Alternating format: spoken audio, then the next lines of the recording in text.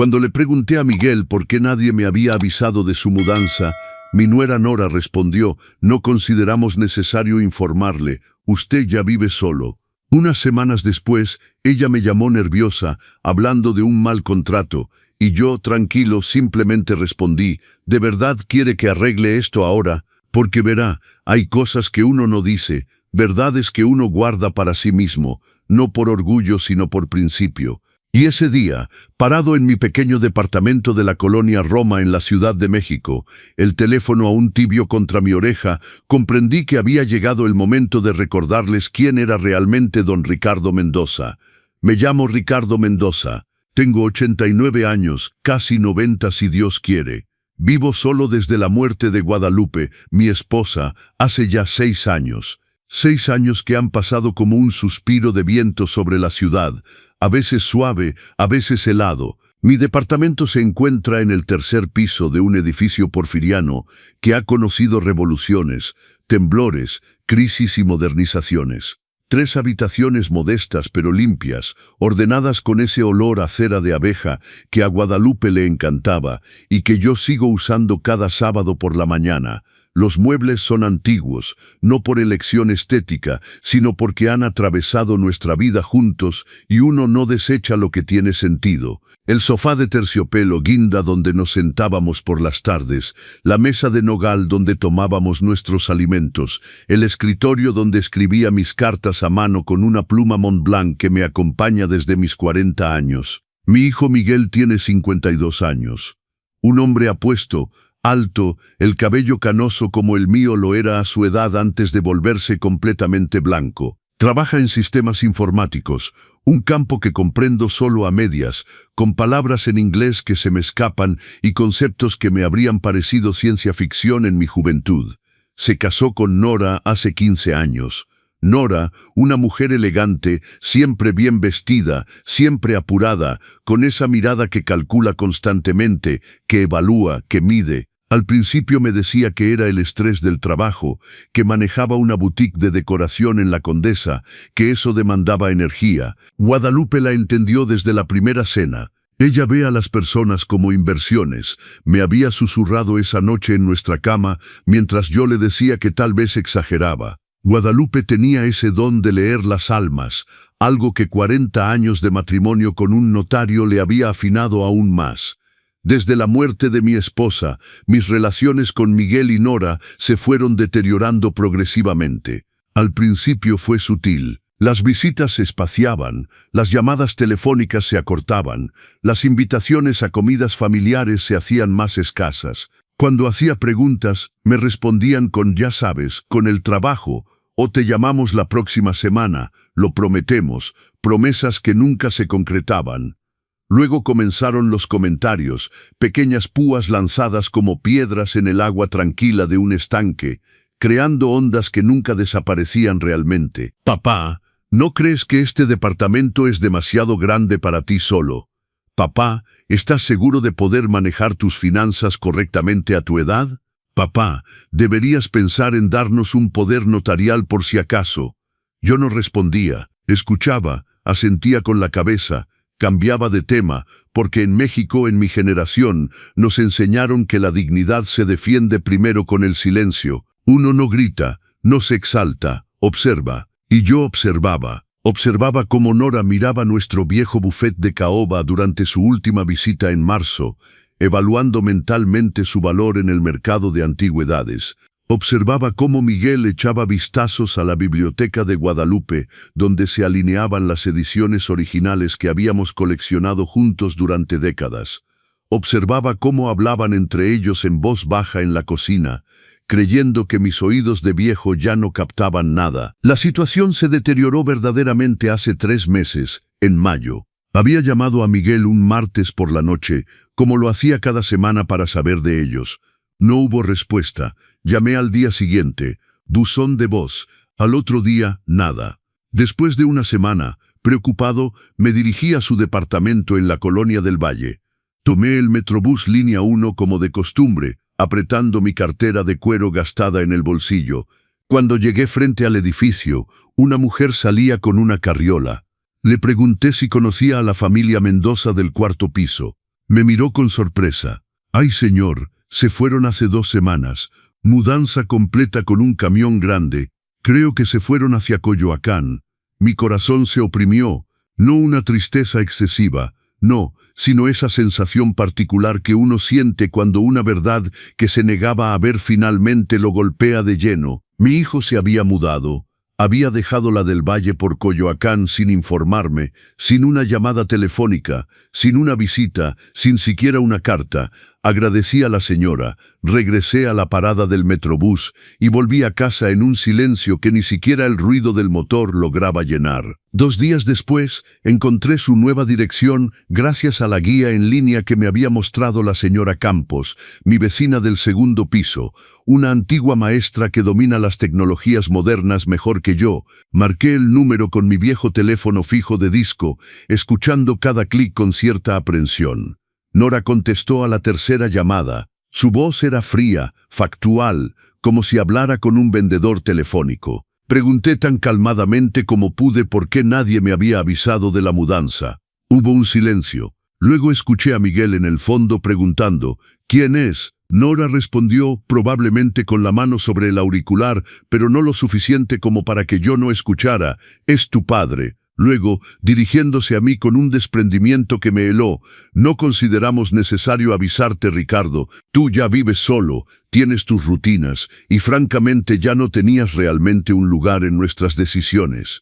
Esta es nuestra vida, nuestra nueva casa, un nuevo comienzo para nosotros. Escuché la palabra nosotros repetida 3 veces. Nosotros, nosotros, nosotros, nunca familia, nunca juntos. Pregunté si al menos podía tener su nueva dirección completa para enviarles una tarjeta en Navidad o para cualquier emergencia. Nora suspiró, ese suspiro exasperado que uno reserva para los importunos. Te la mandamos por mensaje. Miguel tiene que irse a trabajar. Adiós. Y colgó. No hubo cuídate, no hubo te llamamos pronto, solo el clic seco del teléfono que se corta.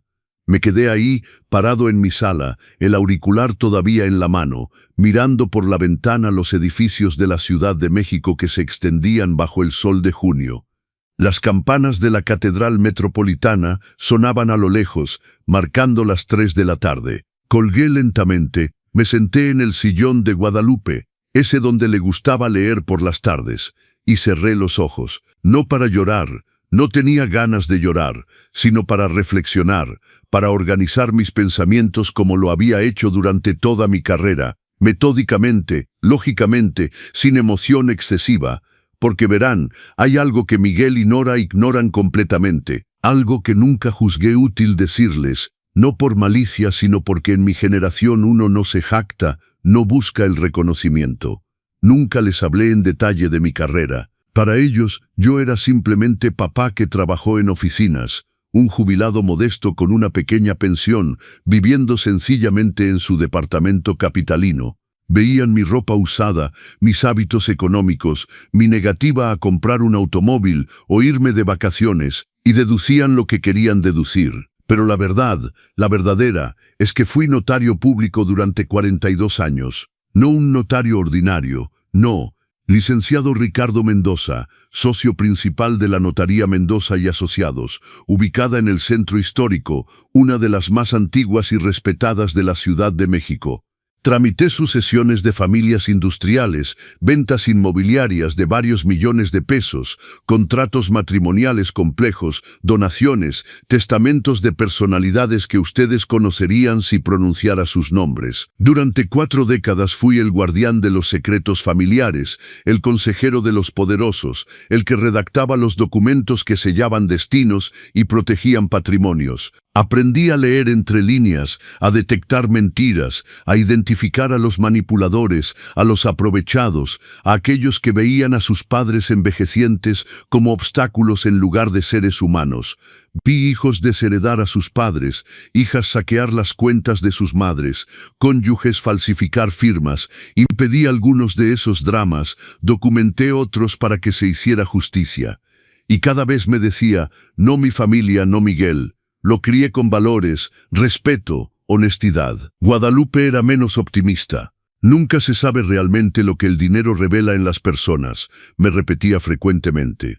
Cuando me jubilé a los 70 años, había acumulado un patrimonio considerable, no una fortuna ostentosa, pero suficiente para vivir dignamente hasta mis últimos días y dejar algo a Miguel. Inversiones prudentes, bonos del gobierno, algunas acciones en empresas sólidas y sobre todo 3 propiedades inmobiliarias. Nuestro departamento en la colonia Roma, un estudio que rentamos cerca del Monumento a la Revolución y una pequeña casa familiar en Tepoztlán, ese pueblo mágico hermoso en Morelos. En total, un patrimonio estimado en aproximadamente 18 millones de pesos en 2018 cuando Guadalupe falleció.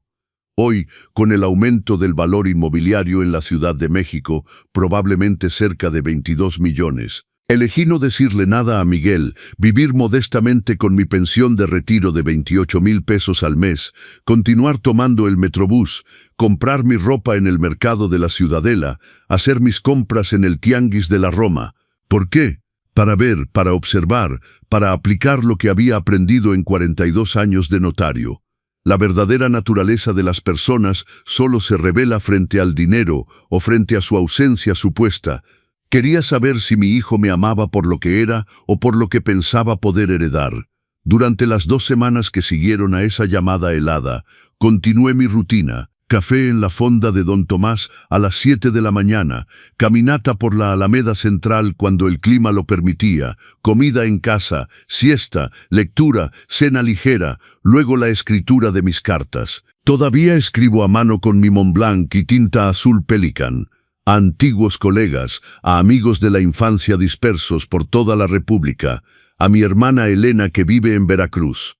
La escritura manuscrita tiene esa virtud de ralentizar el pensamiento, de forzar la reflexión antes de cada palabra. Fue durante este periodo que recibí el mensaje de texto con su nueva dirección, calle Francisco Sosa 435, Coyoacán, una dirección que me intrigó inmediatamente. La calle Francisco Sosa la conocía vagamente. Un barrio residencial con grandes casas, jardines, el tipo de lugar donde las propiedades valen fácilmente entre 8. Me pregunté cómo Miguel, con su salario de ingeniero en sistemas ciertamente correcto, pero no extraordinario, y Nora con su boutique, que marchaba medianamente según lo que Guadalupe había observado en sus últimas visitas, habían podido comprarse semejante casa. Mi curiosidad profesional, esa que nunca me ha abandonado ni en el retiro, se despertó. Le pedí a la señora Campos que me ayudara a hacer una búsqueda en Internet. En pocos clics, encontró el anuncio de venta de la casa. Una hermosa propiedad de 220 metros cuadrados con 4 recámaras. Jardín de 150 metros cuadrados. Cochera doble, vendida en abril por 10 millones de pesos. El precio era público, mostrado en el sitio de una agencia inmobiliaria de la zona. Me senté, calculando mentalmente, con un enganche del 20%, es decir, 2 millones de pesos, y un crédito a 25 años, las mensualidades debían rondar los 65. Luego, 3 semanas después de la mudanza, un martes por la mañana lluvioso de junio cuando la Ciudad de México estaba sumergida bajo una lluvia fina y persistente, mi teléfono sonó. Número desconocido. Contesté con desconfianza, esperando a un vendedor. Era Nora. Su voz era diferente, tensa, casi nerviosa. Un cambio radical comparado con la frialdad de nuestra última conversación. Ricardo, soy Nora. Necesitamos hablar contigo. Es urgente. ¿Puedes venir esta tarde? Miré por la ventana la lluvia que caía sobre los adoquines de la colonia Roma. ¿Puedo? ¿Qué pasa? Ella dudó. Preferimos explicarte en persona. Ven como a las 3, ya tienes la dirección. Tomé el Metrobús línea 1 y luego el Ecobici, cambiando en Insurgentes, sosteniendo firmemente mi paraguas negro contra el viento. El trayecto duró 45 minutos. Cuando llegué a la calle Francisco Sosa, quedé impresionado a pesar mío. Hermosas propiedades se alineaban con sus setos bien cortados, sus portones eléctricos, sus automóviles alemanes estacionados en las entradas. La casa de Miguel y Nora estaba al final de la calle. Una construcción contemporánea con grandes ventanales y fachada de cantera beige. El jardín todavía estaba descuidado. Visiblemente no habían tenido tiempo de ocuparse de él. Nora me abrió antes de que tocara el timbre. Vestía pantalón negro y blusa blanca, el cabello recogido en cola de caballo apretada, ojeras bajo los ojos. «Pasa, Ricardo». No hubo beso, no hubo sonrisa. Miguel estaba sentado en la sala, un espacio abierto con cocina americana, sofá de piel blanca, televisor de pantalla gigante. Se veía cansado, con rasgos demacrados. «Hola, papá», dijo con voz apagada. Me senté en el sillón que me indicaba, apoyando mi paraguas contra la pared. Nora tomó la palabra sin preámbulo. «Tenemos un problema grave». Se sentó junto a Miguel, sus cuerpos formando un bloque unido frente a mí. «¿Recuerdas cuando te dijimos que habíamos comprado esta casa?» Asentí con la cabeza. «Bueno, cometimos un error, un gran error de contrato». Miguel tomó el relevo inclinándose hacia adelante. Los codos sobre las rodillas. «Firmamos muy rápido, papá. Teníamos prisa. Queríamos esta casa antes de que alguien más la tomara. El notario nos explicó muchas cláusulas, pero no entendimos todo. Firmamos». Nora sacó un fajo de documentos de una carpeta sobre la mesa de centro. Había una cláusula de garantía de 10 años que el vendedor no respetó. Trabajos de impermeabilización que se hicieron hace 8 años pero sin declaración, sin facturas oficiales. Y ahora hay filtraciones de agua en la azotea. Toda la impermeabilización, hay que rehacerla. 150,000 pesos de trabajo y nuestro seguro no lo cubre porque la cláusula no se respetó en el acta de compraventa. Miguel agregó, con voz temblorosa, «Contactamos al vendedor. Se niega a pagar lo que sea. Dice que es nuestro problema, que deberíamos haber verificado antes de firmar». Escuché en silencio mis manos sobre mis rodillas, observando sus rostros ansiosos. Nora continuó. «Consultamos a un abogado la semana pasada. Dice que podemos demandar al vendedor, pero va a costar caro en gastos legales y el resultado es incierto. No tenemos 150,000 pesos. Nuestro presupuesto ya está apretado con las mensualidades del crédito. Vaciamos nuestros ahorros para el enganche. Estamos atrapados». Luego dijo la frase, esa que me hizo comprender por qué realmente estaba ahí. «Trabajaste con contratos toda tu vida, ¿no? Podrías revisar nuestra acta de compraventa. Tal vez hay algo que pasamos por alto, alguna laguna jurídica, cualquier cosa que pudiera ayudarnos». Te miré a Miguel, que evitaba mi mirada. «Miguel, me dijiste que trabajaba en oficinas, creo. ¿Realmente piensan que puedo ayudarles?» Nora hizo un gesto impaciente con la mano. «No importa qué hacías exactamente. Tienes experiencia con papeles, ¿no? Por favor, Ricardo, somos tu familia. Es urgente. Si les gustan las historias donde la verdad siempre termina por salir a la luz, dejen su like ahora mismo y suscríbanse al canal. Los consejos del abuelo, porque lo que sigue les mostrará por qué nunca se debe subestimar a las personas mayores. Díganme en los comentarios, ¿alguna vez han sido subestimados por su propia familia? ¿Desde qué ciudad nos están viendo? Vamos. Continuamos con esta historia que los va a sorprender. Extendí la mano para tomar los documentos. Nora me los entregó con un alivio visible. Comencé a leer lentamente, metódicamente, volteando cada página con cuidado. El acta de compraventa tenía 28 páginas redactadas por el licenciado Gutiérrez, un notario de Coyoacán que no conocía personalmente pero del que había oído hablar como alguien competente. Mientras leía, Nora se levantó para hacer café. Miguel miraba fijamente su teléfono, tecleando nerviosamente. La atmósfera era pesada, tensa. Al cabo de 15 minutos levanté la cabeza. Tienen razón en un punto. Efectivamente hay un problema con la cláusula de garantía de 10 años. El vendedor debió haber declarado los trabajos de impermeabilización y como no lo hizo están en una situación delicada. Nora puso las tazas de café sobre la mesa con un ruido seco. Entonces realmente estamos atrapados. No hay nada que hacer. Bebí un sorbo de café, un americano demasiado fuerte para mi gusto, y dejé la taza. No dije eso. Efectivamente hay una posibilidad jurídica. Sus rostros se iluminaron instantáneamente. Miguel se enderezó. En serio, Doblé los documentos cuidadosamente, devolviéndolos a su orden original. Podrían demandar al vendedor por vicios ocultos. La cláusula de garantía de 10 años no respetada constituye un vicio oculto grave que afecta el uso de la propiedad. Con un buen abogado especializado en inmobiliario, tienen aproximadamente un 70% de posibilidades de ganar.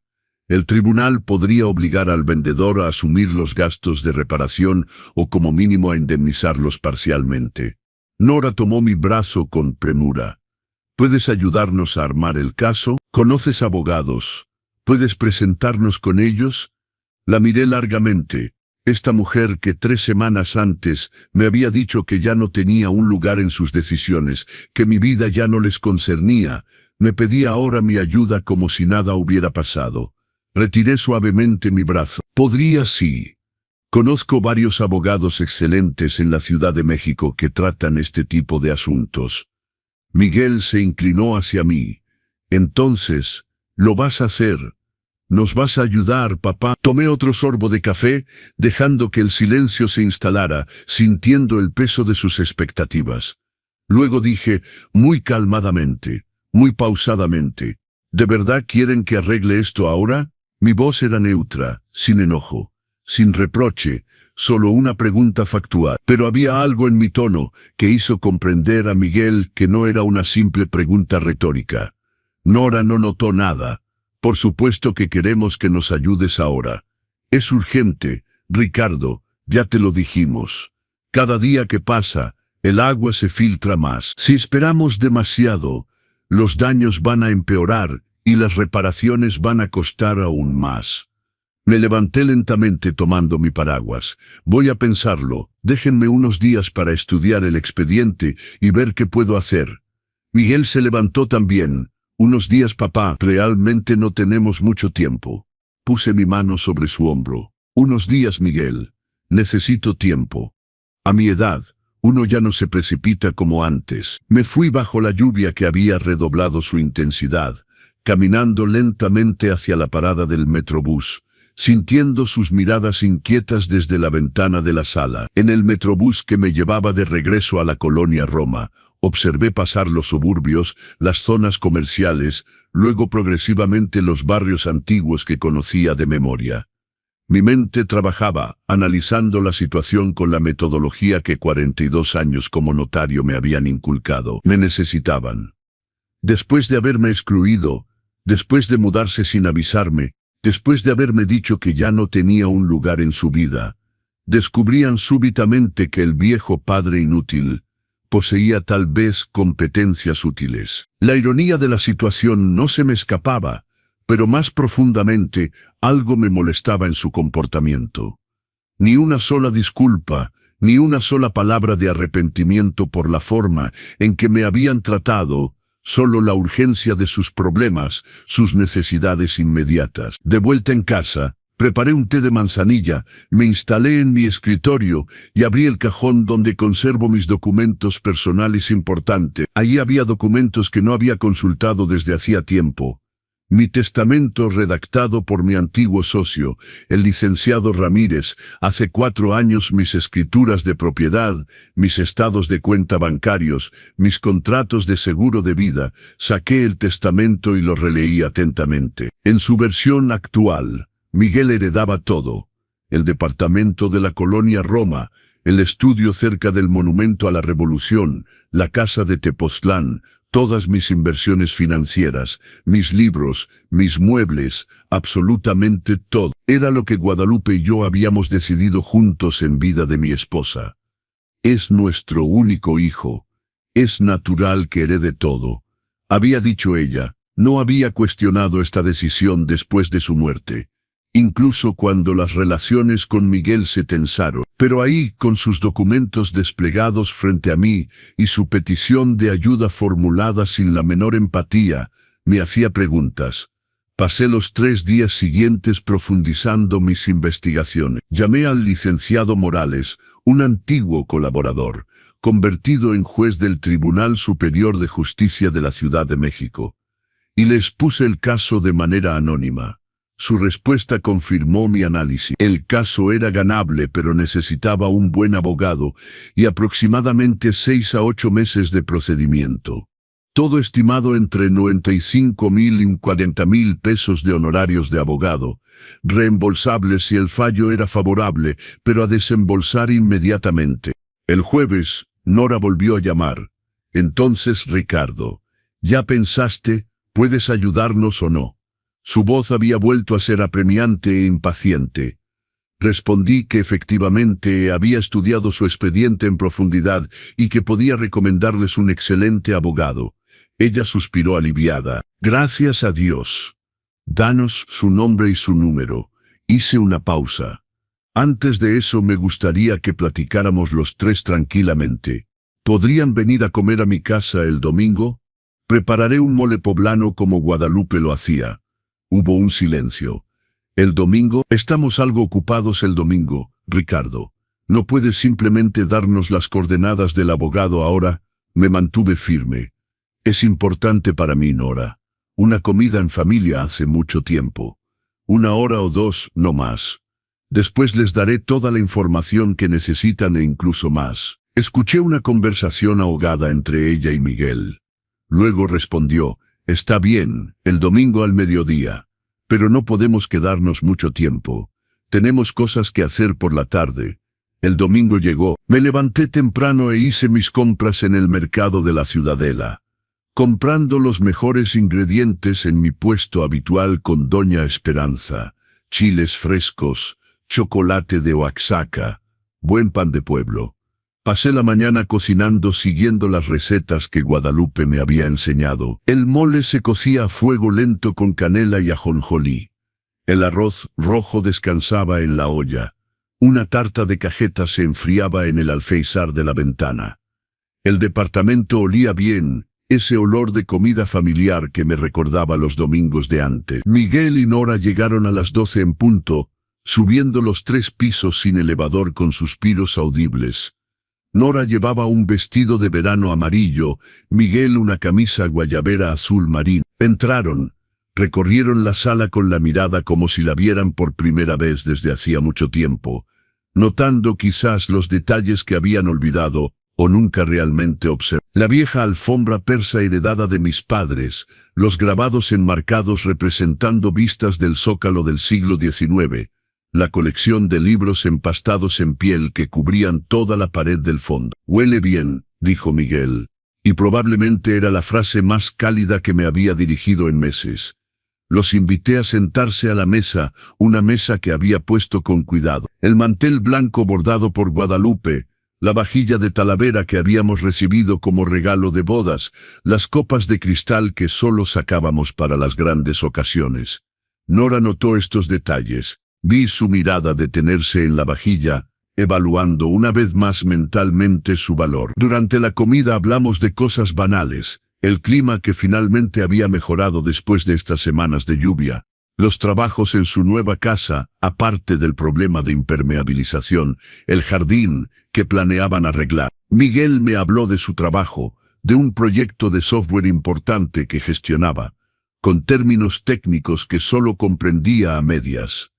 Nora evocó su boutique, que andaba bien en este momento, dijo, aunque me pregunté si realmente era el caso, o si trataba de darme cierta imagen de su éxito. Lo que me impactó durante toda esta comida es que ninguno de los dos me hizo una sola pregunta real. Ni ¿cómo estás, papá?, ni ¿no te sientes muy solo aquí?, ni ¿necesitas algo? Sus preocupaciones giraban enteramente alrededor de ellos mismos, de su casa, de sus proyectos, de sus problemas. Yo estaba ahí como un extra en su vida, presente físicamente pero ausente de sus pensamientos reales. En el postre, con la tarta de cajeta y el café de olla, Nora finalmente abordó el tema que realmente les interesaba. Entonces, Ricardo, ese abogado del que nos hablaste, corté un pedazo de tarta, lo llevé a mi boca, mastiqué lentamente. Así, el licenciado Durán, un excelente abogado especializado en derecho inmobiliario, ha ganado docenas de casos similares al de ustedes. Miguel sacó su teléfono listo para anotar. ¿Tienes su número? Asentí. Lo tengo, pero antes de dárselo, me gustaría comprender algo. El tono de mi voz cambió, volviéndose más grave, más pausado. Nora levantó los ojos de su café. ¿Comprender qué? Me recargué en mi silla, mis manos juntas frente a mí, como lo hacía antaño en mi despacho de notario, antes de abordar un tema delicado con un cliente. Comprender por qué no me avisaron de su mudanza. Comprender por qué cuando les llamé para pedir explicaciones, me dijiste, Nora, que ya no tenía un lugar en sus decisiones. Comprender por qué durante meses me trataron como una carga de la que querían deshacerse. Y comprender por qué ahora que tienen un problema, regresan súbitamente hacia mí como si nada hubiera pasado. El silencio cayó sobre la mesa como un telón de plomo. Nora dejó su taza con un ruido seco. Ricardo, lo sentimos si lo tomaste a mal, pero estábamos abrumados con la mudanza. Teníamos tantas cosas que manejar. La corté con un gesto de la mano. No, Nora, no me mientas, no me hagas este agravio adicional. No estabas abrumada al punto de no poder descolgar un teléfono para decir, papá, nos mudamos. Una llamada de 2 minutos, eso era todo lo que hubiera tomado. Miguel intentó intervenir. Papá, es cierto que deberíamos haberte avisado. Me volteé hacia él, y por primera vez desde hacía mucho tiempo dejé transparentar en mi mirada toda la decepción que había acumulado. ¿Pero qué, Miguel? ¿Vas a decirme que estabas demasiado ocupado, que olvidaste, que no era importante? Mantuve la calma, pero cada palabra llevaba el peso de meses de heridas acumuladas. Soy tu padre, te cambié los pañales, te llevé a la escuela todos los días durante años. Pagué tus estudios de ingeniería. Estuve ahí en cada momento importante de tu vida. Y tú te mudas sin siquiera decírmelo. Nora quiso retomar el control de la situación. Escucha, Ricardo. Podemos hablar de todo esto más tarde si quieres, pero ahora nuestro problema de impermeabilización es urgente. ¿Entiendes? Cada día que pasa nos cuesta dinero. Si tienes las coordenadas de ese abogado, dánoslas y después podremos platicar tranquilamente de nuestras relaciones familiares. Su voz había tomado ese tono condescendiente que probablemente usaba con sus clientes difíciles, como si hablara con un niño caprichoso que hacía un berrinche en el mal momento. Me levanté lentamente, fui hasta mi escritorio y abrí el cajón de abajo, ese que siempre guardo cerrado con llave. Saqué una carpeta de cartón beige, gruesa, llena de documentos. Regresé a la mesa y la puse frente a ellos. Antes de darles esas coordenadas, quiero que comprendan algo esencial que parecen haber olvidado o que nunca supieron realmente. Abrí la carpeta revelando el primer documento. Mi título, de notario público fechado en 1963, expedido por la Universidad Nacional Autónoma de México. Miguel miró el documento con confusión. ¿Qué es esto? Sonreí ligeramente. Una sonrisa triste. Mi título de notario, Miguel. No trabajé en oficinas como siempre lo has dicho con cierto desprecio en la voz. Fui notario público. Licenciado Ricardo Mendoza, para ser preciso, socio principal de la Notaría Mendoza y asociados en el Centro Histórico durante 42 años. Vi su rostro cambiar de expresión, pasando de la confusión a la sorpresa. Nora tomó el título, lo examinó. Eras notario, pero ¿por qué nunca lo dijiste claramente? Me volví a sentar, sacando otros documentos de la carpeta, porque nunca me lo preguntaron realmente. Porque en mi generación uno no se jacta de su profesión. Porque siempre pensé que lo que yo era importaba más que lo que hacía. Aparentemente me equivocaba. Desplegué frente a ellos fotos de mi antigua notaría. Un hermoso despacho con paneles de madera, biblioteca jurídica, gran mesa de trabajo de caoba, fotos mías estrechando la mano de personalidades locales, del regente, del gobernador durante firmas importantes. Miguel tomó una de las fotos, esa donde yo figuraba con toga de notario durante una ceremonia oficial. No entiendo, si eras notario, un notario importante aparentemente, ¿por qué vives así? ¿Por qué este departamento modesto? ¿Por qué tomas el metrobús? ¿Por qué? No terminó su frase, pero sabía lo que quería decir. ¿Por qué vives como alguien pobre cuando no deberías serlo? Saqué otro documento de la carpeta, el resumen de mi patrimonio establecido por mi contador en enero pasado. Porque elegí vivir sencillamente, Miguel, porque fui criado durante épocas difíciles en la privación y aprendí el valor de la economía, de la modestia, del respeto por lo que uno posee. Y también puse el documento frente a ellos mostrando las cifras en la parte inferior, porque quería ver cómo me tratarían si pensaban que no tenía nada que dejarles. Nora leyó el documento, sus ojos abriéndose progresivamente. Tienes 22 millones de pesos de patrimonio. Su voz había subido una octava. Asentí. 3 propiedades inmobiliarias, inversiones financieras prudentes, seguros de vida, todo acumulado durante 42 años de carrera y gestión rigurosa. Guadalupe y yo siempre vivimos por debajo de nuestros medios, invirtiendo la diferencia inteligentemente. Miguel fijaba las cifras, boca abierta, incapaz de hablar. Continué, mi voz permaneciendo calma pero firme. Cuando Guadalupe falleció, hubiera podido cambiar mi modo de vida, comprar un automóvil, viajar, mudarme a un departamento más grande. Pero preferí observar cómo mi único hijo, el niño que había criado con amor y valores, me trataría cuando me creyera sin un centavo. Observar si vendrías a verme por afecto o por interés. Observar si tu esposa me respetaría por lo que soy o me despreciaría por lo que ella creía que no tenía. Nora empujó el documento como si la quemara. Era una prueba, nos pusiste a prueba. Su voz temblaba, mezcla de ira y vergüenza. Sí, Nora, una prueba. La misma prueba que vi fallar cientos de veces en mi despacho de notario. Familias destrozadas por el dinero, hijos que abandonaban a sus padres porque los creían pobres para regresar arrastrándose cuando descubrían la existencia de una herencia. Pasé mi carrera documentando la bajeza humana frente al dinero. No pensé que debería aplicarla a mi propia familia. Miguel se levantó bruscamente, su silla raspando ruidosamente el piso de madera. No es justo, papá. Nos manipulaste, nos dejaste creer que eras... Buscaba sus palabras. ¿Qué era qué, Miguel? Pregunté suavemente. Pobre sin valor, una carga. Así es como me veías. Se dio la vuelta, caminando hasta la ventana, los hombros tensos. Si les está gustando esta historia, recuerden dejar su like y suscribirse al canal Los Consejos del Abuelo. Díganme en los comentarios, ¿ustedes hubieran hecho lo mismo que don Ricardo? ¿Desde qué ciudad de México o Latinoamérica nos están viendo? Vamos, continuamos porque esto se pone cada vez mejor. El silencio era pesado, opresivo, lleno de todas las verdades no dichas que finalmente subían a la superficie. Nora intentó otro enfoque, su voz suavizándose artificialmente.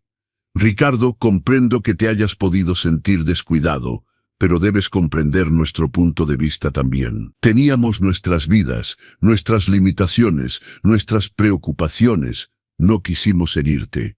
La miré directamente a los ojos.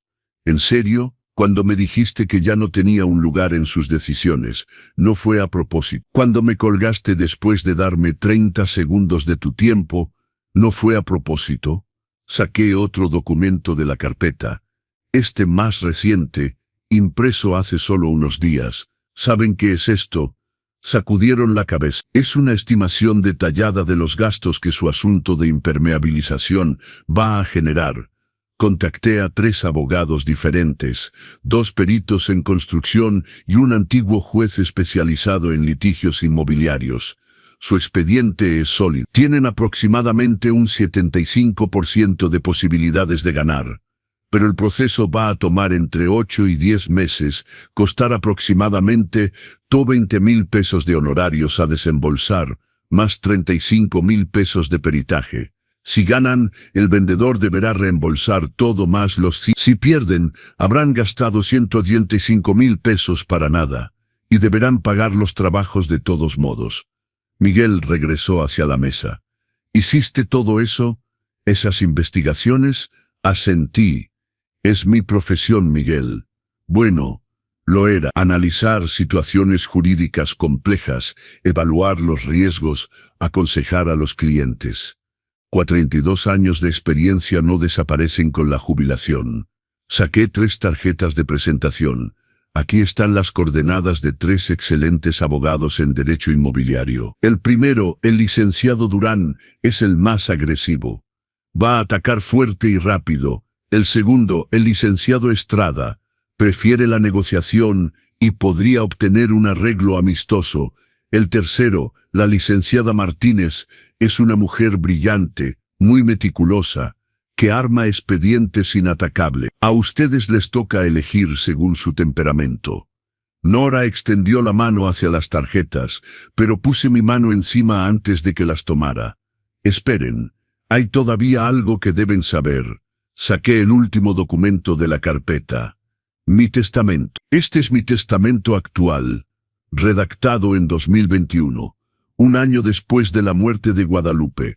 En este testamento, Miguel, tú heredas todo, absolutamente todo. Todos millones de pesos de patrimonio, todos mis bienes, mis libros, mis recuerdos, incluso esta pluma Montblanc que me ha acompañado durante 50 años. Miguel se sentó lentamente. Papá, ¿qué estás tratando de decir? Abrí el testamento en la página de las disposiciones principales. Digo que tengo cita el próximo miércoles con el licenciado Ramírez, mi antiguo socio, para modificar este testamento. Porque esta prueba de la que hablábamos, la reprobaron. Magistralmente reprobaron.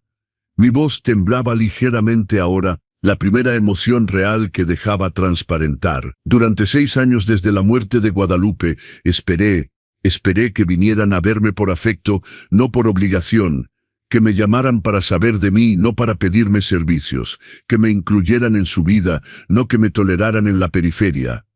Nora se había puesto muy pálida. ¿Vas a desheredarlo? ¿Es eso lo que estás diciendo? Sacudí la cabeza. No, Nora, no voy a desheredar completamente a Miguel. Eso sería cruel y desproporcionado. Y no soy un hombre cruel.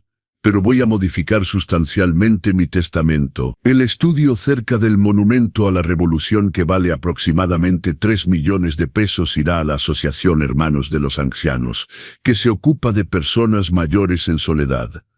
La casa de Tepoztlán, estimada en 4 o 5 millones de pesos, irá a mi hermana Elena y sus hijos. Mis inversiones financieras, aproximadamente 6 millones de pesos, se repartirán entre varias obras caritativas que Guadalupe y yo apoyábamos. Miguel hizo un cálculo mental rápido. ¿Qué me quedaría entonces? Asentí. Exactamente. Este departamento, que vale aproximadamente 6.100 millones de pesos y algunos ahorros, todavía ampliamente suficiente para vivir confortablemente, ¿no? Pero no los 22 millones que esperabas probablemente. La palabra esperabas resonó en el silencio, cargada de todo lo que implicaba. Miguel se derrumbó en su silla, la cabeza entre las manos. No puedo creer que hagas esto. Es manipulación, papá. Manipulación pura y simple.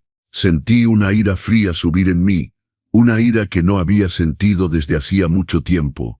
Manipulación, de verdad. Y ustedes, cuando se mudaron sin avisarme, cuando me dijeron que ya no tenía un lugar en su vida, cuando regresaron hacia mí únicamente porque necesitaban mis competencias profesionales. ¿Eso no era manipulación? Nora intentó una última táctica. Ricardo, estás enojado. Es comprensible, pero no puedes tomar una decisión tan importante bajo el golpe de la emoción. Reflexiona más.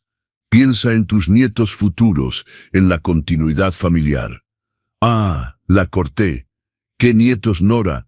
No los tienen. Y viendo cómo me tratan a mí, que soy su propia sangre, apenas me atrevo a imaginar cómo tratarían a niños que dependieran de ustedes. Me levanté. Fui a buscar un sobre Kraft en mi escritorio y lo puse sobre la mesa. En este sobre hay todo lo que necesitan para su asunto de impermeabilización. Los nombres de los 3 abogados, sus coordenadas completas, un resumen detallado de su situación jurídica que redacté y que les hará ahorrar al menos 3 horas de consulta facturadas a 3. los nombres de 2 peritos en construcción confiables para el peritaje, e incluso una lista de preguntas para hacerle al vendedor durante la confrontación. Este es mi último regalo para usted, no porque lo merezcan, sino porque soy su padre y un padre no abandona a su hijo, incluso cuando ese hijo lo ha abandonado a él. Miguel tomó el sobre con manos temblorosas, y después, ¿qué hacemos ahora? Caminé hacia la puerta de entrada, abriéndola de par en par. Ahora se van, regresan a su casa. Resuelven su problema de impermeabilización con la información que les di y reflexionan. Reflexionan sobre lo que es realmente una familia, sobre lo que significa el respeto, sobre la diferencia entre amar a alguien y tolerarlo por obligación social. Nora se levantó bruscamente, su rostro deformado por la ira. Nos echas después de habernos hecho venir aquí, después de habernos humillado con tu pruebita patética. Me quedé calmado, mi mano en la perilla de la puerta. No los echo, Nora. Los libero de la obligación de fingir. Ustedes claramente establecieron que ya no tenía un lugar en su vida. Respeto esa elección, y ahora hago la mía. Miguel se me acercó y por un instante vi en sus ojos algo que se parecía a un arrepentimiento auténtico. Papá, yo lo siento por todo, por la mudanza, por no haber llamado, por... Su voz se quebró. Puse mi mano sobre su hombro, la misma mano que había sostenido cuando era bebé, que lo había acompañado a su primer día de escuela, que había aplaudido en su graduación. Lo sé, Miguel. Una parte de mí sabe que lo sientes. Pero las disculpas sin cambio de comportamiento no son más que manipulaciones. Muéstrame que lo sientes, no con palabras sino con actos. Si en 6 meses, 1 año quieres reconstruir algo, una verdadera relación padre-hijo basada en el respeto mutuo y el afecto sincero, mi puerta estará abierta. Pero serás tú quien dé el primer paso. Se fueron sin agregar nada, bajando las escaleras en un silencio pesado. Escuché sus pasos resonar en la escalera. Luego la puerta de entrada del edificio se cerró con un golpe sordo.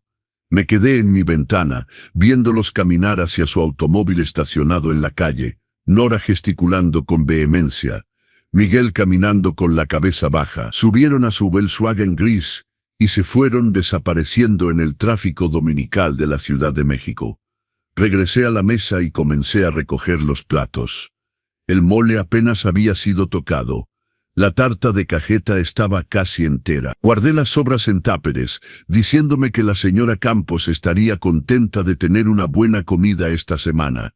Ella, que vivía sola, también. Lavé la vajilla de Talavera con cuidado, cada plato, cada copa, volviéndolos a colocar en el aparador donde siempre habían estado guardados. Luego me senté en el sillón de Guadalupe con una taza de té de tila, mirando el sol de la tarde filtrarse a través de las cortinas de encaje. Los días que siguieron fueron extrañamente pacíficos. Retomé mi rutina habitual, pero con una ligereza nueva, como si un peso invisible se hubiera quitado de mis hombros. El martes por la mañana fui al Tianguis de la Roma, comprando mis verduras con doña Esperanza, que tiene el puesto de frutas y verduras desde hace 30 años. Me preguntó cómo estaba mi hijo, como lo hacía cada vez. Por primera vez respondí honestamente: atravesamos un periodo difícil, pero es la vida, ¿no es cierto? Ella asintió con comprensión, esa comprensión que solo las personas mayores que han vivido mucho poseen. El miércoles, como prometido, tenía cita con el licenciado Ramírez en su despacho de la calle Madero. Pedro Ramírez había sido mi socio durante 23 años antes de retomar solo la notaría cuando me jubilé. Un hombre de 60 años ahora, elegante, meticuloso, con ese rigor que nuestra profesión exige. Su asistente me hizo pasar a su despacho, una habitación que conocía de memoria, donde habíamos pasado miles de horas juntos redactando actas, aconsejando clientes, resolviendo situaciones familiares complejas. Ricardo, mi amigo, dijo levantándose para estrecharme la mano calurosamente. Me intrigaste por teléfono. ¿Quieres modificar tu testamento? Nos sentamos a ambos lados de su escritorio de caoba. Le conté toda la historia desde la mudanza no anunciada hasta la comida del domingo, sin omitir ningún detalle. Pedro me escuchaba con esa atención profesional que reconocía también, asintiendo de vez en cuando, tomando algunas notas en su bloc de cuero. Cuando terminé, se quitó sus lentes, los limpió lentamente con su pañuelo de tela, gesto que hacía siempre cuando reflexionaba profundamente. Sabes, Ricardo, en 40 años de carrera he visto exactamente este tipo de situación cientos de veces. Hijos que descuidan a sus padres, que regresan únicamente cuando necesitan algo o cuando piensan en la herencia. Se ha vuelto tristemente banal. Volvió a ponerse los lentes. Pero debo hacerte la pregunta que siempre hago a mis clientes en esta situación. ¿Estás absolutamente seguro de querer hacer estas modificaciones? Porque una vez modificado el testamento, si Miguel descubre su existencia después de tu muerte, creará una herida definitiva. Nunca podrá reparar la relación contigo porque ya no estarás. Reflexioné sobre su pregunta, mirando por la ventana a los paseantes en la calle Madero. Esa arteria comercial, siempre animada. Pedro, durante 6 años esperé. Le di a Miguel todas las oportunidades de mostrarme que me amaba por mí mismo, no por lo que poseía. Falló en cada ocasión. La mudanza no anunciada no fue un error aislado. Fue la culminación lógica de años de negligencia progresiva. Si mantengo este testamento tal como está, recompenso esa negligencia. Le envío el mensaje de que uno puede tratar a sus padres de cualquier manera, y aún así recibir todo al final. No es el mensaje que quiero dejar. El licenciado Ramírez asintió lentamente. Comprendo tu lógica, pero has considerado una alternativa. En lugar de modificar el testamento ahora, podrías esperar 6 meses, 1 año, ver si Miguel cambia efectivamente de comportamiento después de lo que pasó el domingo. Darle una verdadera oportunidad de redención. Sonreí tristemente. Es exactamente lo que voy a hacer, Pedro. Voy a modificar el testamento hoy como te lo describí. El estudio a hermanos de los ancianos, la casa de Tepoztlán a mi hermana, las inversiones a obras caritativas. Pero voy a incluir una cláusula revocatoria condicional. Pedro levantó las cejas interesado. ¿Una cláusula revocatoria condicional? Explícame. Me incliné hacia adelante.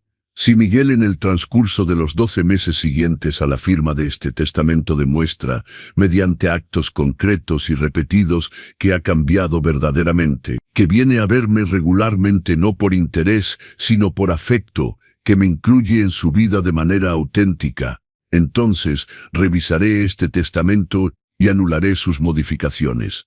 Pero él no sabrá que este testamento existe. Deberá cambiar sin la zanahoria de la herencia frente a él. Esa será la verdadera prueba. Pedro sonrió, una verdadera sonrisa admirativa. Es brillante, Ricardo, digno de un gran notario. Le das una oportunidad, pero una oportunidad auténtica, sin manipulación posible de su parte. Sacó un formulario en blanco de su cajón. Muy bien, redactemos este nuevo testamento juntos.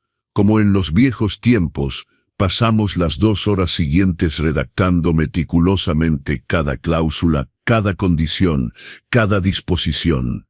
Pedro hacía las preguntas jurídicas precisas. Yo daba mis respuestas reflexionadas. Al final teníamos un testamento de 9 páginas, perfectamente legal, inatacable, que modificaba sustancialmente mis disposiciones testamentarias, mientras dejaba una puerta abierta a la reconciliación. Necesitaremos 2 testigos para la firma, dijo Pedro. Pedí al licenciado García del despacho vecino y a mi primer secretario, el señor Méndez. Llegan en 10 minutos. Tomamos café mientras esperábamos, hablando de la notaría, de los casos interesantes que trataba actualmente, de los cambios en la legislación. Cuando llegaron los testigos, firmé el testamento con mi Montblanc. Esta pluma que había firmado tantas actas importantes en mi vida. 3 firmas, 3 rúbricas, el sello de la notaría, y estaba hecho. Mi patrimonio estaba ahora protegido, redistribuido según mis nuevas voluntades, pero con esa cláusula secreta que todavía permitía la redención. Al salir del despacho, Pedro me estrechó largamente la mano. Hiciste lo que debías, Ricardo, y quién sabe, tal vez en un año nos volvamos a ver para anular todo esto porque Miguel habrá comprendido. Sonreí. Espero, Pedro, espero realmente. Pero en mi corazón no estaba seguro de que eso sucedería. Las semanas pasaron. Junio se transformó en julio, luego en agosto. La Ciudad de México se vació, dejando la ciudad a los turistas y a las personas mayores como yo que preferíamos la tranquilidad del verano urbano. Continuaba mi vida simple, mis caminatas matutinas por la Alameda, mis lecturas por la tarde, mis cartas manuscritas por la noche. La señora Campos y yo habíamos tomado la costumbre de cenar juntos los jueves por la noche, compartiendo nuestras comidas y recuerdos, personas mayores que se hacían compañía sin pretensiones. Miguel no llamó. Ni una sola vez en 2 meses. Me preguntaba si habían resuelto su problema de impermeabilización con la información que les había dado, si habían contactado a uno de los abogados que les había recomendado. Una parte de mí tenía curiosidad, otra parte no quería saber. Había cumplido mi deber de padre dándoles las herramientas para salir de su situación. El resto les pertenecía. Luego, a finales de agosto, ocurrió un evento inesperado. Estaba en el Tianguis de la Roma, como todos los martes por la mañana, eligiendo jitomates en el puesto de Doña Esperanza, cuando escuché una voz familiar detrás de mí. «Don Ricardo, licenciado Mendoza, ¿es usted?» Me di la vuelta para ver a un hombre de unos 50 años, bien vestido, con traje elegante a pesar del calor de agosto. Me tomó unos segundos reconocerlo. Tomás Herrera, un antiguo cliente cuya sucesión complicada de su padre había gestionado hace unos 15 años. «Señor Herrera, qué sorpresa». Intercambiamos un apretón de manos cálido. Había envejecido naturalmente, pero su sonrisa era la misma, franca y directa. «Lo estaba buscando justamente, licenciado». «Bueno, no físicamente, pero tenía la intención de contactarlo. ¿Tiene unos minutos? Le invito a un café». Acepté, intrigado. Fuimos al Café La Habana, un establecimiento típicamente capitalino en la calle Morelos, y nos instalamos en una mesa junto a la ventana a pesper del calor.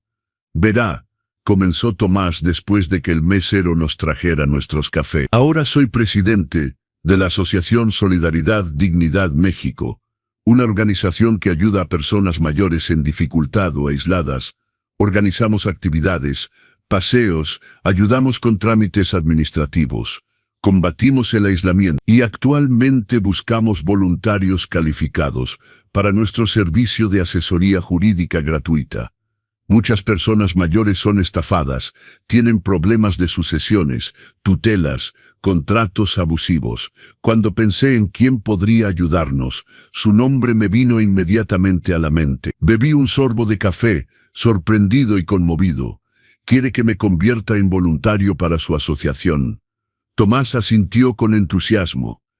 «Exactamente. Usted tiene la experiencia, el conocimiento, y si recuerdo bien de nuestra colaboración, también tiene la humanidad necesaria para este tipo de trabajo.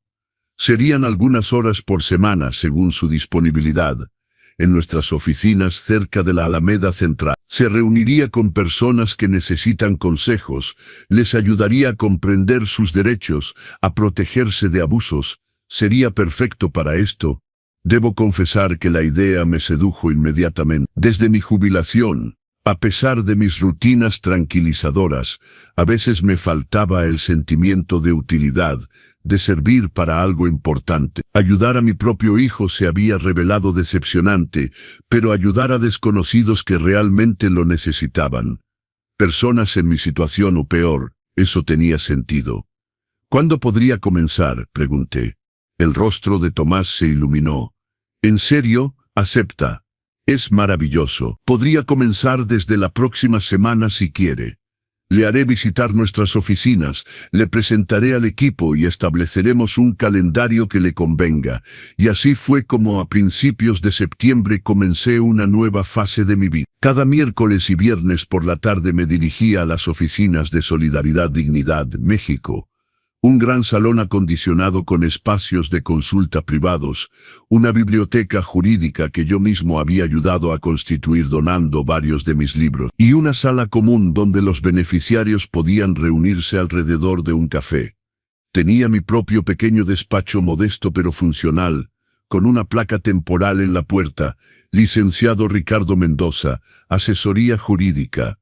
Las personas que recibía venían con todo tipo de problemas. La señora Díaz, de 82 años, cuyo sobrino intentaba hacerle firmar un poder para vaciar su cuenta bancaria. El señor Aguilar, de 75 años, víctima de un contrato de telefonía abusivo del que no lograba liberarse. La señora Pérez, de 68 años, en conflicto con sus hijos que querían internarla en un asilo contra su voluntad para vender su departamento. Cada caso resonaba con mi propia experiencia reciente. Cada historia me recordaba por qué había hecho lo que había hecho con Miguel. Descubría que todavía era útil, todavía capaz, todavía respetado. Las personas que asesoraba me miraban con gratitud, con reconocimiento, con ese respeto auténtico que Miguel no me había mostrado desde hacía años. Regresaban frecuentemente a verme después de haber resuelto su problema gracias a mis consejos, trayéndome dulces caseros, pequeños regalos, pero sobre todo agradecimiento sincero. Me salvó, me dijo la señora Díaz un día, con lágrimas en los ojos, después de que la ayudé a anular el poder fraudulento que su sobrino le había hecho firmar. Sin usted, hubiera perdido todo. Fue durante este periodo que también comencé a acercarme más a mi hermana Elena. Siempre nos habíamos llevado bien, pero la distancia geográfica, ella vivía en Veracruz, y nuestras vidas ocupadas habían espaciado nuestros contactos a algunas llamadas telefónicas y felicitaciones anuales. Después de la modificación de mi testamento, le había escrito una larga carta explicándole la situación con Miguel y mi decisión de legarle la casa de Tepoztlán. Me había llamado inmediatamente, conmovido. Ricardo, no sé qué decir, es demasiado generoso, demasiado. ¿Pero estás seguro de querer hacerle esto a Miguel? Le había explicado mi lógica, mis razones, la prueba que aplicaba. Ella había comprendido, habiendo tenido ella misma dificultades con su propio hijo hace algunos años, antes de una reconciliación difícil pero sincera. Los hijos a veces olvidan de dónde vienen, había dicho, hasta que es demasiado tarde. Habíamos comenzado a llamarnos cada domingo por la noche, conversaciones de 1 hora o 2 donde compartíamos nuestras vidas, nuestros recuerdos de infancia, nuestras reflexiones sobre el envejecimiento y la familia. Septiembre pasó, luego octubre. Las jacarandas en el Paseo de la Reforma tomaban sus colores violetas, ese espectáculo magnífico que la Ciudad de México ofrece cada año. Ahora tenía 89 años cumplidos, mi cumpleaños acercándose en diciembre. Mi salud se mantenía buena. Algunos dolores articulares por la mañana, fatiga más rápida que antes. Pero nada grave. Mi médico, el doctor Salazar, que me seguía desde hace 20 años, estaba satisfecho con mis análisis durante mi chequeo anual. Está sólido, don Ricardo. Todavía tiene buenos años por delante. Todavía ninguna noticia de Miguel. 4 meses ahora desde nuestra comida tensa. Oscilaba entre la tristeza de esta ausencia y el alivio de no tener que sufrir más las visitas obligadas y heladas de antes. Mi vida era más simple, más auténtica. Veía regularmente a la señora Campos, a mis colegas voluntarios de la asociación, a las personas que asesoraba, a Tomás Herrera con quien había desarrollado una verdadera amistad. Tenía una vida social más rica ahora que antes, paradójicamente, mientras que mi hijo me había excluido de la suya. Fue a finales de octubre, un jueves por la tarde lluvioso, que mi teléfono sonó. Número desconocido. Contesté con mi desconfianza habitual. Señor Mendoza, una voz masculina que no reconocía. Sí, soy yo. Buenos días, soy el licenciado Durán, abogado en Derecho Inmobiliario. Le llamo respecto a su hijo Miguel Mendoza y su esposa Nora. Me dijeron que fue usted quien les recomendó mi despacho para su asunto de impermeabilización. Mi corazón dio un pequeño salto. Sí, es correcto, Contactaron sus servicios finalmente. El licenciado Durán rió ligeramente. Sí, Enelio, armamos un expediente sólido gracias a la información muy detallada que usted había preparado para ellos. Francamente, rara vez he visto un análisis preliminar tan completo. Hubiera sido un excelente abogado. Sonreí a pesar mío. Gracias. Entonces, ¿cómo salió el asunto? Es justamente por eso que le llamo. Obtuvimos un arreglo amistoso hace 2 semanas. El vendedor, frente a la solidez de nuestro expediente y las pruebas que teníamos, aceptó pagar 500,000 pesos de los 50,000 de trabajos necesarios, más nuestros honorarios de abogado.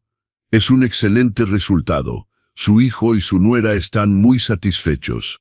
Pero verá, cuando les presenté mi factura final que incluía mis honorarios por el arreglo, me dijeron que tenían dificultades financieras y me preguntaron si podía contactarlo para ver si aceptaría cubrir sus gastos de abogado. El silencio se instaló en la línea. Sentía la ira subir en mí. Esa ira fría y profunda que había contenido durante meses. Déjeme entender bien, licenciado Durán. El vendedor aceptó pagar sus honorarios en el marco del arreglo. ¿No es así? Exactamente. Entonces sus honorarios están cubiertos por el dinero del vendedor, no por mi hijo. Es correcto. Pero hubo gastos suplementarios, peritajes complementarios, desplazamientos, aproximadamente 25,000 pesos que quedan a su cargo. Me recargué en mi sillón. Licenciado Durán, voy a ser muy claro con usted. No pagaré ni un peso de esos gastos. Mi hijo y su esposa son adultos con ingresos confortables que hicieron la elección de comprar una casa de 10 millones de pesos. Pueden asumir, además, ya les proporcioné gratuitamente un análisis jurídico que a usted mismo le hizo ahorrar varias horas de trabajo, lo que representa un valor de varios miles de pesos. No le faltan recursos, licenciado, le falta voluntad de utilizarlos correctamente. El licenciado Durán tosió, avergonzado. Comprendo, señor Mendoza. Debo confesar que era reticente a hacer esta llamada. Pero insistieron. Voy a decirles que usted rechazó. No, dije firmemente. Dígales exactamente lo que le dije. Palabra por palabra, que comprendan bien que estoy al tanto de su maniobra y que no voy a ceder. Después de colgar, me quedé largo tiempo inmóvil, mirando la lluvia correr sobre los cristales. Entonces, 4 meses después de nuestra confrontación, la primera vez que Miguel piensa en mí es para intentar hacerme pagar sus facturas. No para disculparse, no para reconstruir nuestra relación, solo para obtener dinero. La prueba continuaba y él continuaba reprobándola. Noviembre llegó, trayendo consigo los primeros fríos del invierno capitalino, ese frío húmedo que se infiltra hasta los huesos. Continué mis actividades en la asociación, mis paseos cuando el clima lo permitía, mis veladas de lectura y cartas manuscritas. Para mi cumpleaños que se acercaba en diciembre, Elena me propuso venir a pasar una semana a su casa en Veracruz. Verás el mar, conocerás a mis nietos, pasaremos un buen tiempo juntos, y francamente, Ricardo, la Ciudad de México en diciembre es deprimente. Ven a aprovechar el sol del Golfo. Acepté con alegría. Hacía años que no salía de la Ciudad de México por más de algunos días. El 10 de diciembre tomé el autobús a Veracruz, mi pequeña maleta conteniendo lo esencial, mi Mont Blanc en el bolsillo de mi chaqueta. Elena me esperaba en la terminal. Tenía 73 años ahora, todavía dinámica, con esa sonrisa cálida que me recordaba a nuestra madre. Su casa en boca del río daba al mar, una vista magnífica que podía contemplar desde la habitación de huéspedes que me había preparado. La semana fue maravillosa. Hablamos durante horas, revisitando nuestra infancia en la Ciudad de México durante épocas difíciles, nuestros padres, nuestras elecciones de vida diferente. Me presentó a sus 3 nietos, jóvenes respetuosos y afectuosos, que me llamaron tío abuelo Ricardo, y escucharon con interés mis historias de la capital de antaño.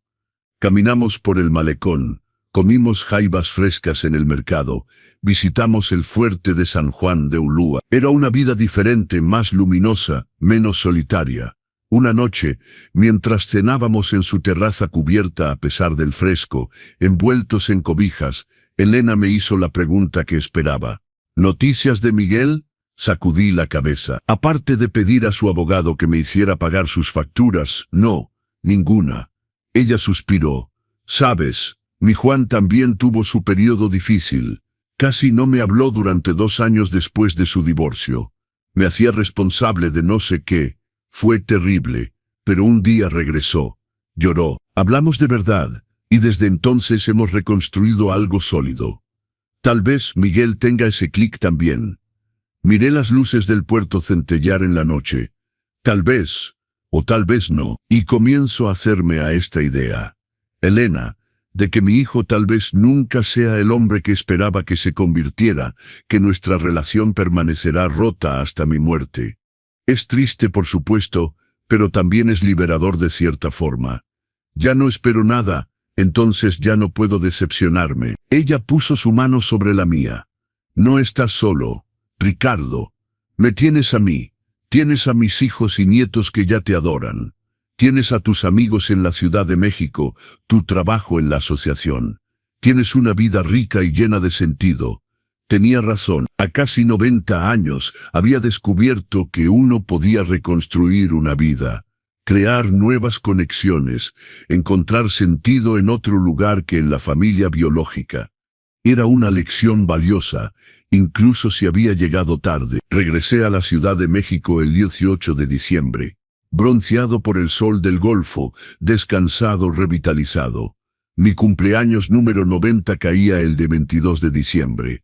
Había decidido no hacer gran cosa, solo una cena simple con la señora Campos y Tomás Herrera. El 21 por la noche estaba preparando la comida del día siguiente cuando mi teléfono sonó.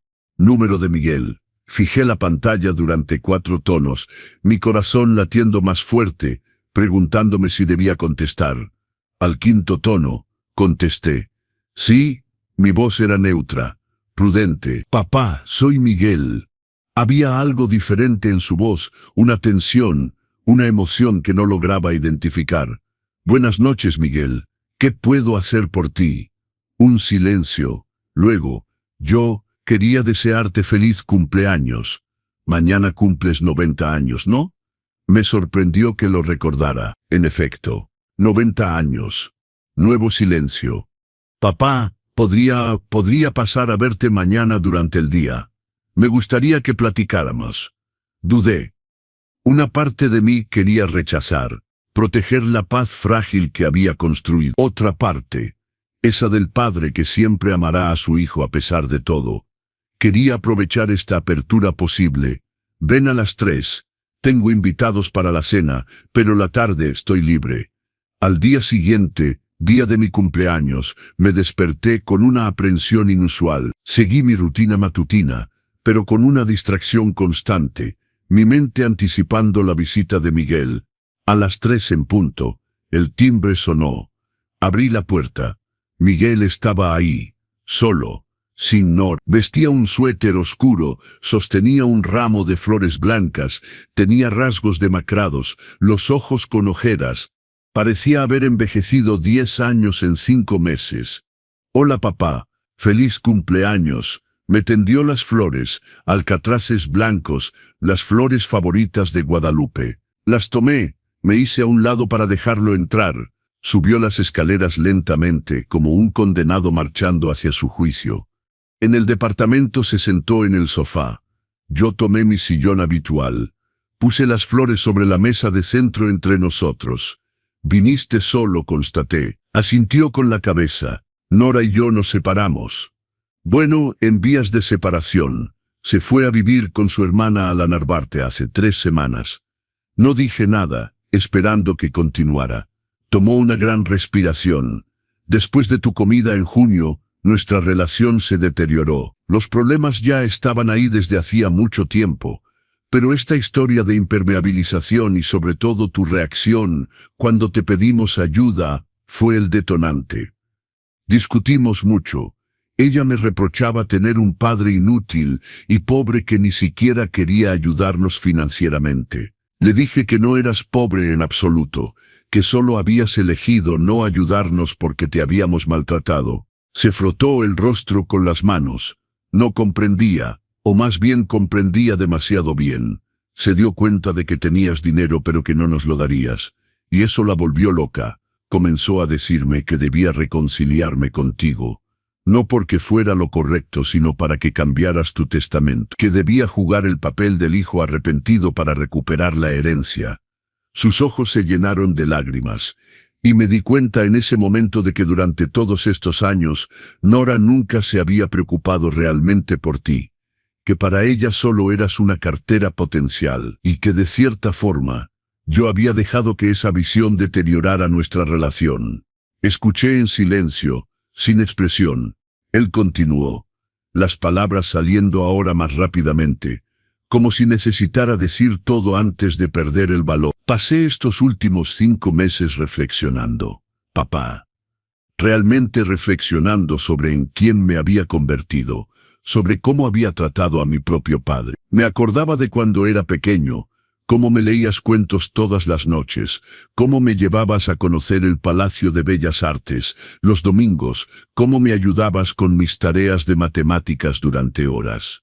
Cómo mamá y tú pagaron mis estudios sin hacerme sentir nunca que era una carga. Y me di cuenta de que te había pagado todo eso con indiferencia, luego con desprecio, luego con negligencia. Se levantó, caminó hasta la ventana, mirando la calle abajo. Cuando el licenciado Durán me reportó lo que le dijiste por teléfono, sentí vergüenza, una vergüenza profunda, porque tenía razón. Tenías razón. Todavía intentaba usarte, tomar sin jamás dar. Incluso después de nuestra confrontación de junio, no había comprendido. Se dio la vuelta hacia mí. Vine hoy no para pedirte que me perdones porque no estoy seguro de merecer el perdón. Vine para decirte que comprendí. Que tenías razón al hacer esta prueba, que reprobé lamentablemente y que voy a tener que vivir con eso toda mi vida. Su voz se quebró completamente ahora. Vine a decirte que eres un hombre extraordinario, que fuiste un padre excepcional y que no lo merezco. Y vine a decirte que si quieres, no ahora, tal vez no antes de mucho tiempo, pero un día me gustaría intentar reconstruir algo contigo. No por el dinero, no por la herencia, sino porque eres mi padre y te amo, aunque lo haya mostrado muy mal. Me quedé en silencio durante un largo momento, dejando que esas palabras resonaran en el departamento.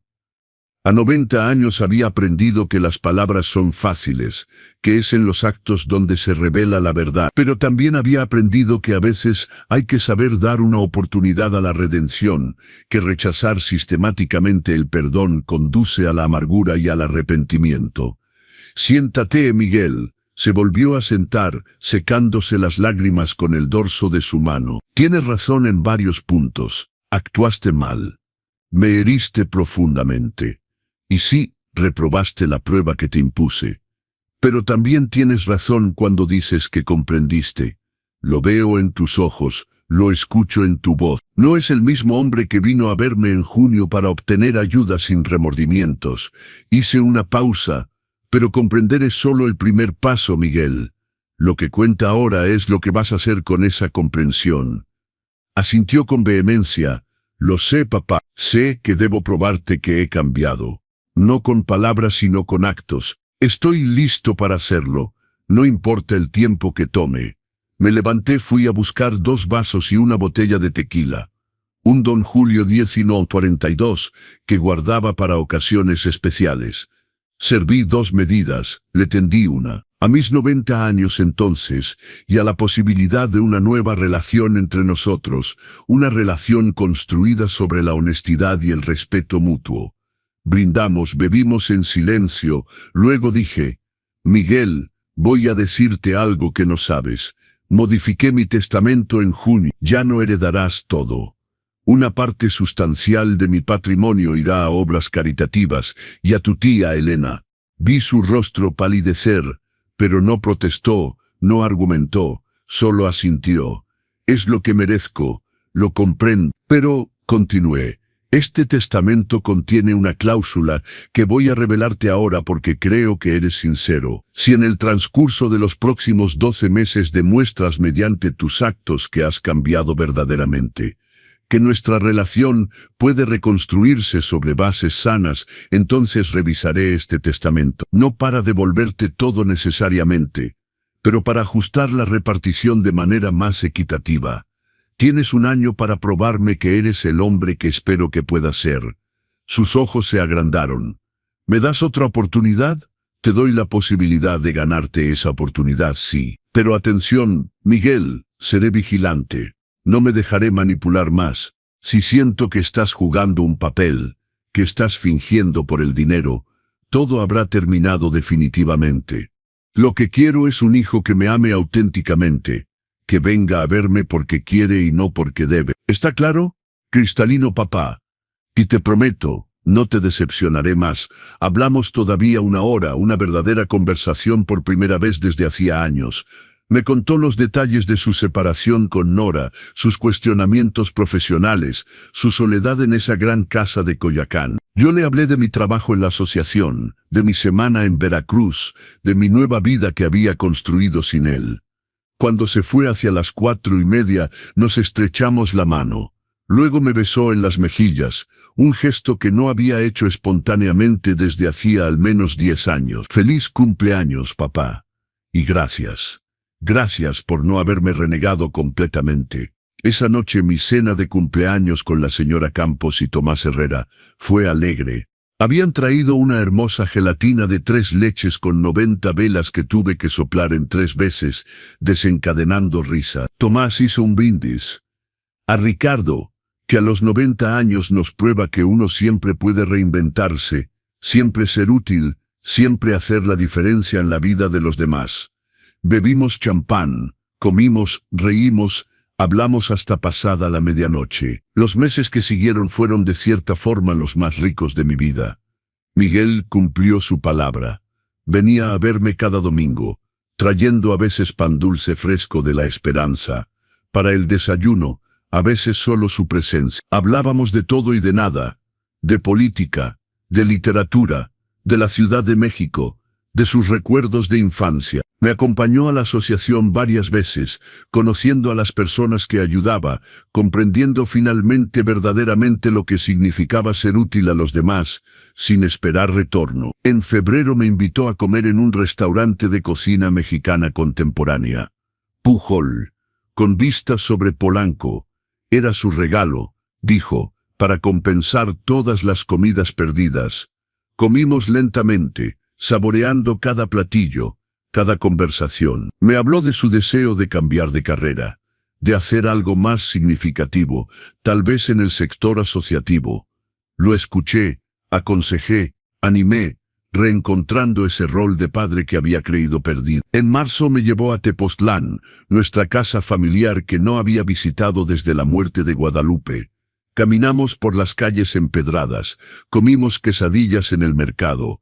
Nos sentamos en el jardín de la casa contemplando las montañas que se extendían frente a nosotros. Este lugar es mágico, dijo. Había olvidado cuánto amaba venir aquí cuando era niño. Le conté historias de sus vacaciones de verano ahí, de sus juegos en el jardín, de sus exploraciones del pueblo. Escuchaba con una nostalgia dulce, reencontrando recuerdos sepultados. En abril, para Semana Santa, organizó una comida en su casa en Coyoacán, invitando también a Elena que había subido especialmente desde Veracruz. Era la primera vez que ponía los pies en su casa desde nuestra confrontación de junio pasado, y me conmovió el esfuerzo que había hecho. La mesa estaba puesta con cuidado. Él mismo había cocinado barbacoa de borrego con consomé, preparado nopales frescos. Elena y él simpatizaron inmediatamente, hablando durante horas. Ella le contaba anécdotas de nuestra infancia, que incluso yo había olvidado. Al final de la comida, mientras tomábamos café de olla en su sala, Miguel se aclaró la garganta. Papá, tía Elena, tengo algo que decirles. Renuncié a mi puesto en sistemas la semana pasada. Acepté un trabajo de medio tiempo como coordinador técnico para Solidaridad Dignidad México. Tomás Herrera necesitaba a alguien para modernizar sus sistemas informáticos, crear una base de datos para dar seguimiento a los beneficiarios, mejorar su sitio web. El salario es la mitad de lo que ganaba, pero no puedo decirles cuánto me emociona este cambio. Sentí mi corazón inflarse de orgullo, no porque me imitara, no porque buscara mi aprobación, sino porque veía que realmente había comprendido que servir a los demás y ayudar a quienes lo necesitan traía una satisfacción que ningún salario elevado podía procurar. Elena lo felicitó calurosamente, y yo me contenté con poner mi mano sobre su hombro y apretar suavemente. Ninguna palabra era necesaria. En mayo, casi un año exacto después de nuestra confrontación inicial, me dirigí al despacho del licenciado Ramírez. Pedro me recibió con su sonrisa habitual. Entonces, Ricardo, ¿cómo va el año de prueba? Le conté los últimos meses en detalle, los cambios en Miguel, sus visitas regulares, sus acciones concretas, su nuevo trabajo. Pedro escuchaba sintiendo, reconociendo los signos de una transformación auténtica. Parece haber cambiado realmente. Es raro, ¿sabes? La mayoría de las personas en su situación hubieran solo jugado un papel durante algunos meses antes de volver a su viejo patrón. Lo sé, respondí. Por eso quiero modificar nuevamente el testamento, no para devolverle todo, sino para ajustar la repartición. Trabajamos juntos durante 2 horas, creando un nuevo testamento que reflejaba esta nueva realidad. Miguel heredaría ahora el departamento de la colonia Roma, y el estudio cerca del Monumento a la Revolución, aproximadamente 9. La casa de Tepoztlán quedaría para Elena como prometido, y una parte de mis inversiones financieras, 3 millones de pesos, irían todavía a obras caritativas. Era equitativo, pensaba. Reconocía su transformación mientras honraba mis otros compromisos. ¿Vas a decírselo?, preguntó Pedro. Sacudí la cabeza. Todavía no. Quiero ver si este cambio persiste, tal vez para mi cumpleaños en diciembre. Serán 18 meses desde nuestra confrontación. Será el momento adecuado. Firmamos el Nuevo Testamento con las mismas formalidades que el anterior. 2 testigos, el sello oficial. Al salir del despacho me sentía en paz, como si hubiera cerrado un círculo importante. El verano llegó, luego el otoño. Miguel continuaba sus visitas regulares, trabajaba con entusiasmo en la asociación, donde nos cruzábamos a veces, él en su oficina técnica, yo en mi espacio de consulta. Los beneficiarios a quienes ayudaba con sus computadoras, sus teléfonos inteligentes, sus trámites en línea me hablaban de él con afecto. Su hijo es un joven tan paciente, tan amable, me decía la señora Díaz. Pasó 2 horas conmigo para explicarme cómo hacer mis declaraciones de impuestos en línea. Yo sonreía orgulloso, constatando que había heredado no solo mis genes, sino también, finalmente, mis valores. Hoy, en este día de diciembre en que voy a festejar mis 91 años, miro mi vida con una satisfacción tranquila. Miguel llega en 1 hora para comer, trayendo a Elena, a quien fue a recoger a la terminal de autobuses esta mañana. Tomás Herrera y la señora Campos vendrán esta noche para una cena más festiva. Mi vida está llena, rica de conexiones auténticas, de trabajo significativo, de respeto merecido. La historia con Miguel podría haber terminado de otra manera. Podría no haber regresado nunca, no haber comprendido nunca, permanecer prisionero de su codicia y su egoísmo. Pero eligió otro camino, un camino difícil de cuestionamiento y cambio auténtico. ¿Esto compensa los años de negligencia? No completamente. Algunas heridas dejan cicatrices permanentes, pero me mostró que las personas pueden cambiar, que la esperanza nunca está totalmente perdida y que a veces la confrontación honesta es la única manera de salvar una relación. Si tuviera que dar un consejo, una lección sacada de esta experiencia, sería esta: la dignidad no se negocia. No importa su edad, su situación financiera aparente, su dependencia supuesta, ustedes merecen el respeto. Y si sus propios hijos, su propia familia no pueden darles ese respeto, entonces es su responsabilidad exigirlo, incluso si eso significa crear una distancia dolorosa. Porque aceptar el desprecio es negarse a uno mismo. Es validar la idea de que solo tienen valor por lo que poseen y no por lo que son. También aprendí que a cualquier edad uno puede reinventarse. A los 89 años comencé una nueva carrera de voluntario que me da más satisfacción que mis 42. Reconstruí lazos familiares con mi hermana que había descuidado. Creé nuevas amistades auténticas. La vida no se detiene cuando uno envejece, simplemente cambia de forma. Y somos nosotros quienes decidimos qué forma queremos dar. En cuanto al dinero, a ese patrimonio que fue el catalizador de toda esta historia, comprendí su verdadera naturaleza. El dinero no es ni bueno ni malo en sí mismo. Es un revelador.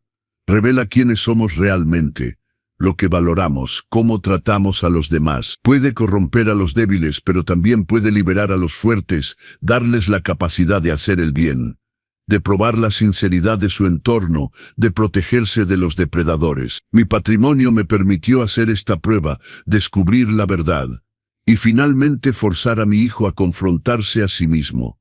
Fue doloroso pero necesario. El timbre suena. Son Miguel y Elena.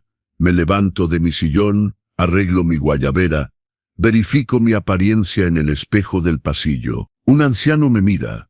91 años, cabello blanco, arrugas profundas, pero ojos todavía vivos y espalda relativamente derecha. Un hombre que ha sobrevivido a épocas difíciles en su infancia, que construyó una carrera respetada, que amó profundamente, que fue traicionado y herido, que probó y perdonó, que continúa sirviendo y dando sentido a cada día que pasa. Abro la puerta. Miguel sostiene un gran ramo de alcatraces. Elena porta un pastel hecho en casa. Sus rostros sonríen, sus ojos brillan con afecto sincero. «Feliz cumpleaños, papá», dice Miguel besándome. «Feliz cumpleaños, hermanito», agrega Elena. Los hago pasar, cierro la puerta detrás de ellos y me volteo hacia ellos con una sonrisa. «Pasen, pasen. Preparémosle negro como mamá lo hacía. Y tengo algo importante que decirles a ustedes dos». Nos sentamos a la mesa que había puesto con cuidado. La vajilla de Talavera, las copas de cristal, el mantel bordado. Miguel sirvió el vino, un tinto de Valle de Guadalupe que había traído. Elena cortó el pan. Yo serví el mole con arroz blanco y frijoles refritos. Durante la comida hablamos, reímos, compartimos recuerdos. Miguel contó anécdotas de su trabajo en la asociación, cómo había ayudado a un señor de 80 años a reconectarse con su hija mediante videollamadas. Elena habló de sus nietos, de sus proyectos en Veracruz. Yo escuchaba, participaba, mi corazón cálido de gratitud por este momento simple pero precioso. Al final de la comida, mientras tomábamos café y probábamos el pastel de Elena, un delicioso pastel de elote con cajeta, me levanté y fui a mi escritorio. Regresé con 2 sobres, uno para Miguel, uno para Elena. Estos son copias de mi Nuevo Testamento, firmado hace 6 meses. Quería que supieran su contenido ahora, mientras todavía estoy aquí para explicarlo. Los dos abrieron sus sobres con cierta aprensión. Miguel leyó en silencio, su rostro pasando por varias emociones. Sorpresa, alivio, gratitud. «Papá, modificaste el testamento otra vez. Me devuelves mucho más de lo que pensaba». Asentí. «Miguel, pasaste el año de prueba, no solo lo pasaste, lo superaste. Demostraste con acciones concretas que habías cambiado, que nuestra relación podía reconstruirse sobre bases sanas. Este testamento refleja esa realidad. Heredarás el departamento de la Roma y el estudio, aproximadamente, es suficiente para vivir confortablemente y construir tu futuro. Elena recibirá la casa de Tepoztlán, que tanto ama, y 3 millones irán a obras caritativas, incluyendo Solidaridad, Dignidad, México, donde ahora trabajas. Miguel tenía lágrimas en los ojos. No sé qué decir. Después de todo lo que hice, después de cómo te traté, dices gracias, lo corté suavemente. Y continúa siendo el hombre que te has convertido, porque este testamento no es una recompensa por el pasado, es una inversión en el futuro, en el hombre que sé que puedes seguir siendo. Elena también tenía los ojos húmedos. Ricardo, esto es demasiado generoso. La casa de Tepoztlán vale lo que mereces, Elena, por haber estado ahí cuando te necesitaba, por haberme acogido cuando estaba solo, por ser la hermana que siempre debiste ser y que redescubrí este último año. Nos abrazamos los tres, un abrazo largo, silencioso, lleno de todo lo que las palabras no podían expresar. Esa noche, cuando llegaron Tomás y la señora Campos, la celebración fue alegre. Tomás trajo mariachis, que tocaron las mañanitas y otras cancanes tradicionales. La señora Campos había preparado tamales oaxaqueños. Bebimos tequila, comimos, bailamos incluso, yo con mis 91 años moviéndome al ritmo de Cielito Lindo sostenido por Elena y Miguel. A medianoche, cuando todos se habían ido y me encontraba solo en mi departamento, me senté en el sillón de Guadalupe con una última taza de té de manzanilla. Miré las fotos en la pared. Guadalupe y yo el día de nuestra boda. Miguel de bebé. Nuestra familia en Tepoztlán. Nuevas fotos agregadas recientemente. Miguel y yo en la asociación. Elena y sus nietos. Una foto grupal de mi cumpleaños número 90. Una vida completa, una vida que había conocido altos y bajos, traiciones y reconciliaciones, dolor y alegría, y me di cuenta de que al final, lo que importa no es cuánto dinero dejas, ni cuántos años vives, ni cuántos logros acumulas. Lo que importa es cómo tratas a las personas, si te mantienes fiel a tus valores incluso cuando es difícil, si tienes el coraje de exigir respeto incluso de aquellos que amas, y si tienes la sabiduría de perdonar cuando el perdón es merecido. ¿Esta historia les tocó el corazón? Entonces dejen su like, compartan con alguien que debe escuchar este mensaje, y suscríbanse al canal Los Consejos del Abuelo. Para más relatos emocionantes de vida y resiliencia, díganme en los comentarios. ¿Piensan que don Ricardo tuvo razón en probar a su hijo de esta manera? ¿Habrían hecho lo mismo en su lugar? ¿Desde qué ciudad de México o de Latinoamérica nos están viendo? Y nunca olviden esta lección esencial: la dignidad no tiene precio y el respeto no se negocia. Una verdadera familia es aquella que los ama por lo que son, no por lo que poseen. Nunca se debe subestimar a las personas mayores, porque detrás de apariencias modestas se esconden a menudo vidas ricas de experiencia, de sabiduría y a veces incluso de medios insospechados. Traten a sus mayores con respeto, no por cálculo, sino por humanidad, porque un día ustedes también estarán del otro lado de esa relación y cosecharán lo que hayan sembrado. Un gran agradecimiento por haberme escuchado hasta el final. Cuiden a sus padres, a sus abuelos, a todos esos mayores que tanto han dado, y recuerden que nunca es demasiado tarde para cambiar, para redimirse, para reconstruir lo que se rompió. Hasta pronto para una nueva historia que, espero, los hará reflexionar tanto como esta. Cuídense bien, y que el respeto guíe siempre sus relaciones familiares. Que Dios los bendiga y nunca olviden, en esta vida, lo que das es lo que recibes. La familia verdadera no es la que te tolera, es la que te valora. Y si alguna vez se sienten solos o incomprendidos por su familia, recuerden que como don Ricardo, siempre pueden reinventarse, encontrar nuevas conexiones, crear una familia del corazón que los valore por quienes son realmente. Porque la sangre puede hacer parientes, pero el respeto y el amor hacen familia. Nos vemos en la próxima historia. Que tengan un excelente día y recuerden siempre, valórese, respétese y exija ese mismo respeto de los demás, sin importar su edad. La dignidad es su derecho, no lo negocien nunca.